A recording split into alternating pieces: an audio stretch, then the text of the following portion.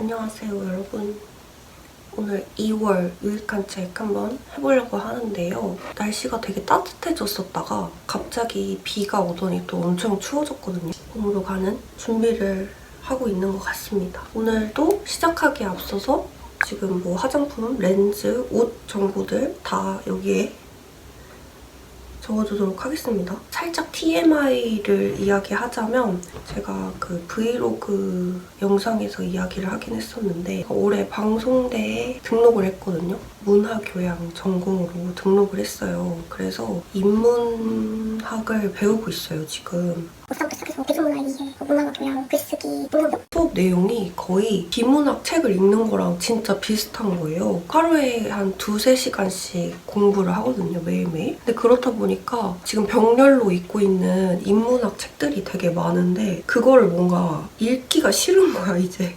하루에 맨날 2-3시간씩 공부를 하다 보니까. 그래가지고 병렬로 읽고 있는 책들 중에서 되게 재밌고 빨리 읽히는 소설들만 이번 달에 모아서 다 읽었어요. 평소에 비문학, 인문학 안 읽으시는 분들, 나는 강경 소설파다 하시는 분들이 이번 2월 유익한 책을 좀 좋아하실 것 같아요. 아, 근데 한 권이 있네. 비문학 책이 한 권 있긴 있네. 바로 이 책입니다. 에밀리 부틀의 우리는 왜 진정성에 집착하는가. 가제가 진짜와 허상에 관하여 아주 저의 흥미를 자극하는 그런 책이어서 안 살 수가 없었다.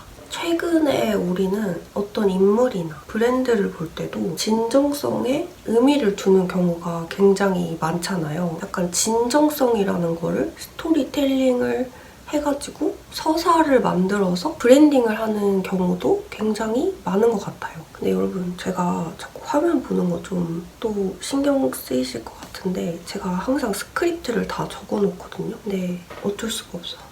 살짝 신경 쓰여도 양해 부탁드립니다. 그래서 우리가 어떤 사람을 볼 때 와, 저 사람은 진짜 진정성이 있어 보여 라는 말을 할 때 그게 굉장히 좋은 의미, 칭찬에서 많이 쓰이고 연예인이나 어떤 브랜드나 인플루언서들을 볼 때 그런 진정성 있는 인물들이 인기를 쉽게 얻을 수가 있죠. 진정성이라는 게 도대체 무엇일까? 이제 진정성이라는 거를 한번 우리가 생각을 다시 해보는 거거든요. 비판적인 시각에서 좀 해부를 하는 그런 인문교양서입니다. 이 책의 핵심 메시지는 진정성이 더 이상 순수한 미덕이 아니라 자본주의 그리고 미디어 속에서 진정성 있어 보이게 이제 연출을 하는 것들이 되게 많아졌고 그걸 어떤 하나의 소비하는 가치가 되었다고 이제 저자는 이야기를 하는 거. 진정성 있어 보이게 연출을 하고 이미지로서 우리가 소비를 하게 되면 진짜는 있는 걸까? 라는 걸 또 생각을 해보게 되죠. 또 요즘에는 특히나 진정성을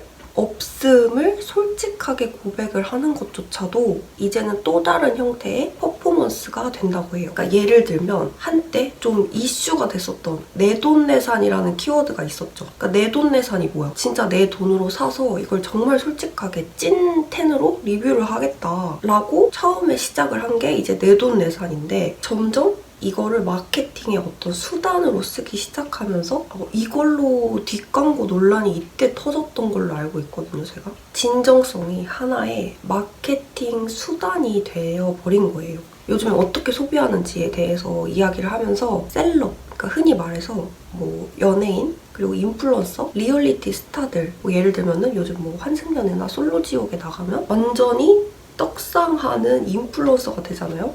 이제 그런 셀럽들이 진정성이 어떻게 도덕적인 기준이 되고 브랜딩이 되는지 이야기를 해주거든요.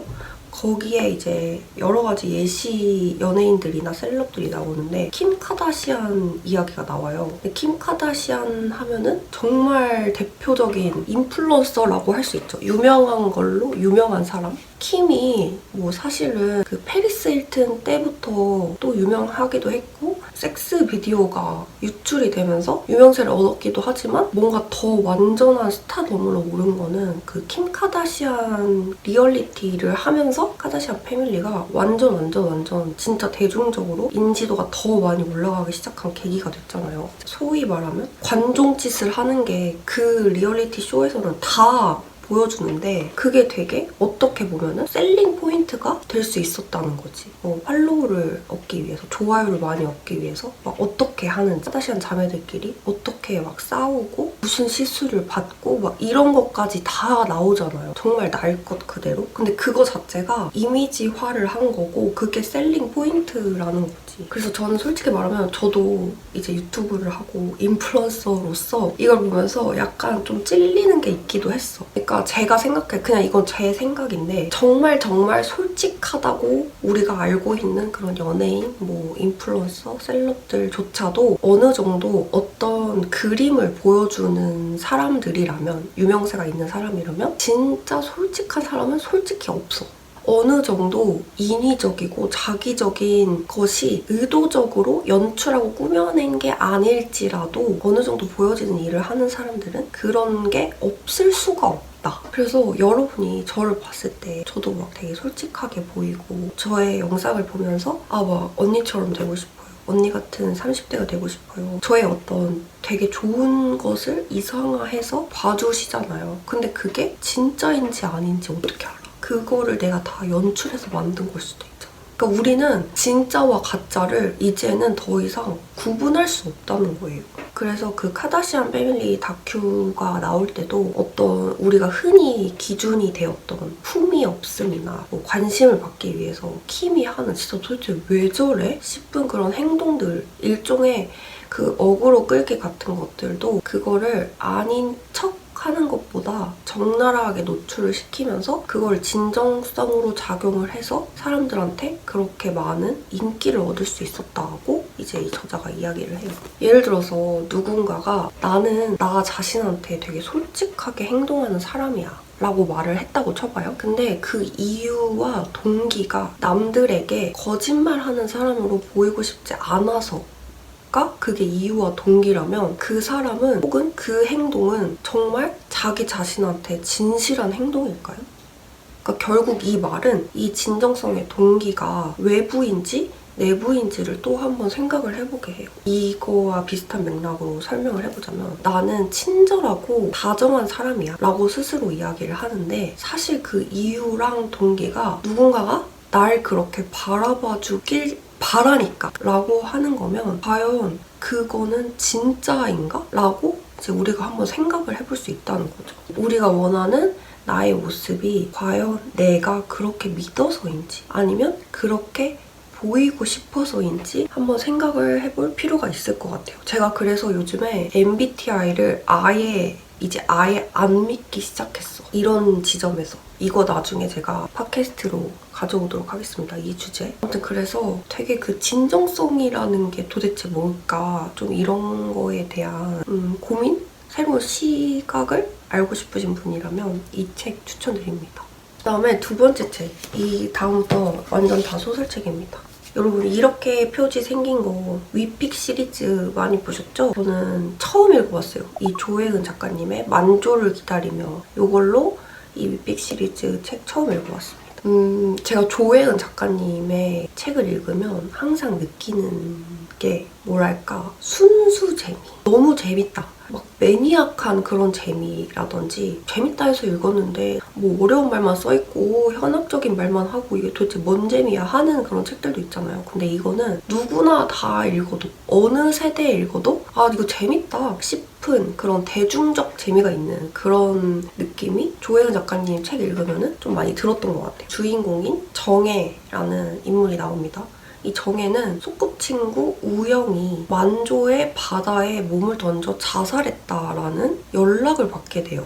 그러면서 20년 만에 우영의 고향이자 또 자신의 어릴 적 추억도 함께 있는 섬 미야도로 가게 됩니다. 미야도는 옛부터 되게 영험한 섬이라서 죽은 사람의 소지품이나 뼈를 그 영산, 거기 미야도에 있는 산이에요.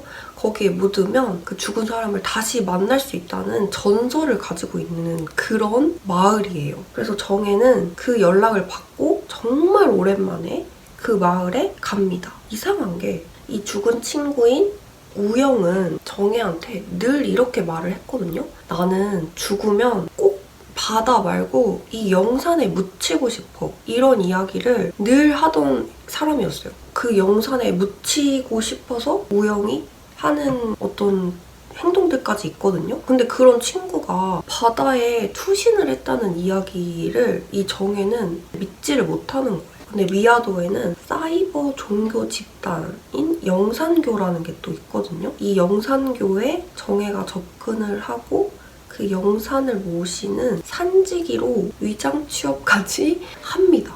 그렇게 해서 이제 그 내부를 조사를 하기 시작해요. 과연 우영은 정말 자살한 게 맞을까요? 약간 크라임씬이나 그 이번에 미스테리 수사단인가? 거기에도 약간 비슷한 스토리가 있었거든요. 이런 스토리 좋아하는 분들이라면 읽어보면 되게 좋아하실 것 같아요. 그리고 이 책의 배경이 이제 그 고군산 군도라는 곳이 나오는데 마침 제가 이번 설에 시골에 내려가 있었거든요. 제 외갓집이 군산이에요. 근데 이제 군산에서 그 조금 더 가면 있는 곳이 고군산 군도거든요. 약간 고군산 군도가 어떤 딱 그 특정한 지역을 이야기하는 게 아니라 작은 섬들이 이렇게 모여져 있는 이렇게 하나의 큰 또 영역을 고군산 군도라고 해요.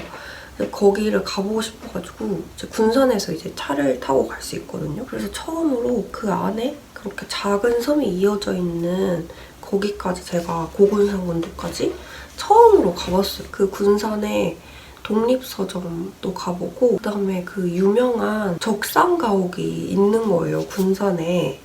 맞아. 여러분한테 이거 자랑해야겠다. 그래가지고 그 군산의 독립서점에 가면은 이 적산가옥의 유령 조혜영 작가님 책 있죠? 이거 군산 특별판을 팔아요. 그 서점에만 파는 거예요. 아무튼 이거를 그래서 사갔어. 만조를 기다리며 진짜 재밌게 잘 읽었습니다. 그 다음 책이 이북으로 읽었고 밀리의 서재에 있는 신경숙 선생님의 외딴방 읽었습니다. 이 책이 예전부터 제가 이름을 되게 많이 들었던 게 되게 잘 쓰여진 책이다 이런 얘기도 워낙 많이 들었고 그리고 그 박찬욱 감독님이 영화화 하고 싶은 작품 있냐 했을 때 이 외딴방을 영화로 만들어보고 싶다고 이야기를 하셨다고 해가지고 좀 더 잘 알려지기도 했던 그런 책이라고 생각을 하시면 될 것 같습니다. 이게 1970년대 말에 구로공단에서 이제 여공으로 일을 하던 한 소녀의 청춘 그리고 그 훗날에 그 소녀가 작가가 되면서 그 당시를 회상하면서 이제 글을 쓰는데요. 이 시대적인 배경이랑 상황이 당시에 우리나라의 좀 뼈아픈 현실을 너무 적나라하게 보여주고 있어서 나 지금까지 마이크를 안 켜고 찍고 있었나 봐.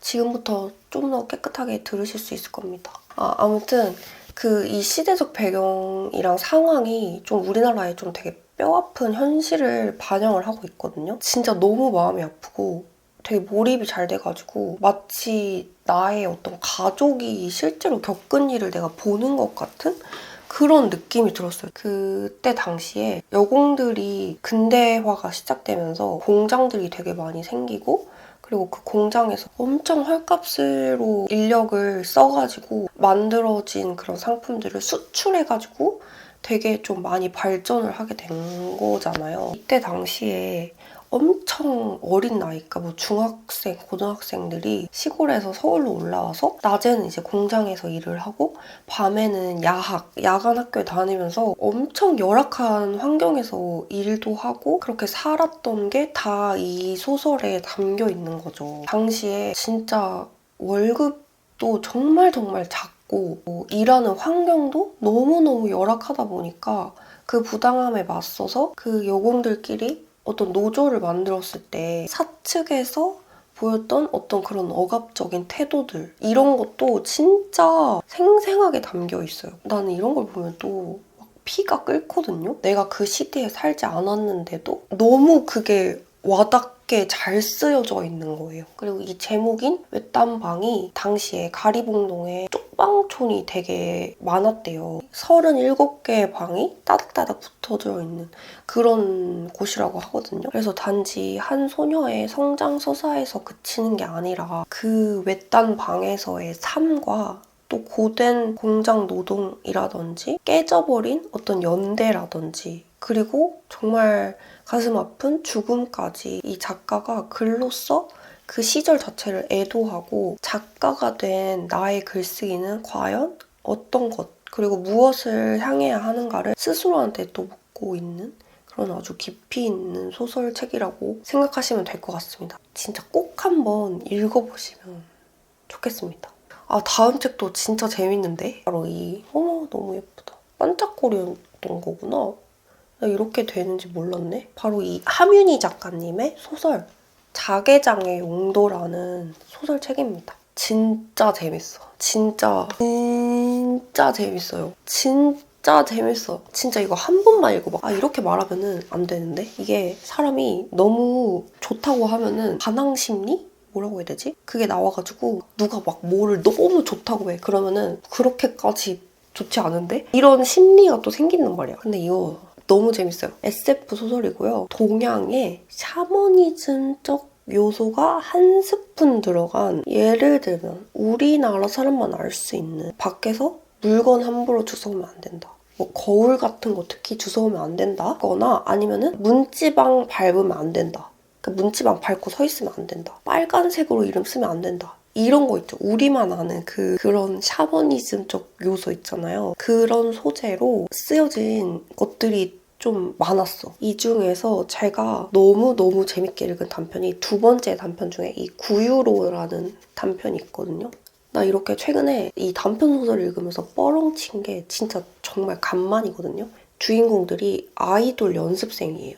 막 엄청 인지도가 있거나 뭐 대형 기획사의 그런 아이돌 연습생들이 아니라 좀 잘 안 된 거야. 소위 말하면 망돌인 거야. 행사를 다니면서 내 노래를 부르는 것도 아니고 이제 다른 가수들의 노래를 막 부르면서 약간 그런 노출이 있는 옷을 입고 그런 행사를 다니고 그런 무대를 하는 아이돌 연습생들인 거예요. 그러니까 처음에는 아이돌 연습생이라고 계약을 하고 왔는데 그렇게 뭐 시켰겠지? 거기서 이제 한 명이 부모님이 위약금을 내줬나 뭐 그래가지고 한 명이 계약을 해지를 할 수 있게 됐고 나머지 멤버들은 해지를 못하는 거야.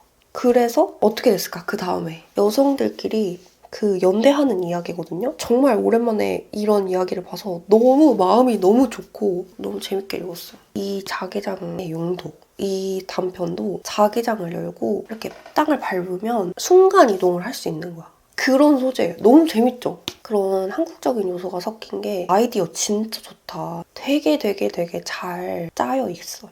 아까도 얘기했지만 최근 읽은 현대문학 그 SF 장르 중에서 제일 뭔가 산뜻하면서도 너무 재밌게 잘 읽은 그런 소설이었으면 정말 추천드려요. 이제 마지막 책인데 짠! 김보영 작가님의 사바삼사라 서라는 장편 소설입니다.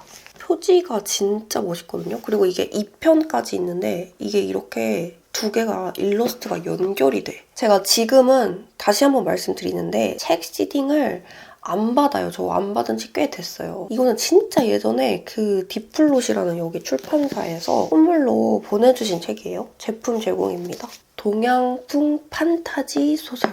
약간 어떤 느낌이냐면 제 동년배들 혹시 계신가요? 제가 92년생이거든요. 라떼 그 청소년 드라마 같은 느낌? 예를 들면은 요정감미, 울라블라 불려짱, 매직키드 마수리처럼 뭔가 그 마법 판타지 장르라고 생각을 하면 돼.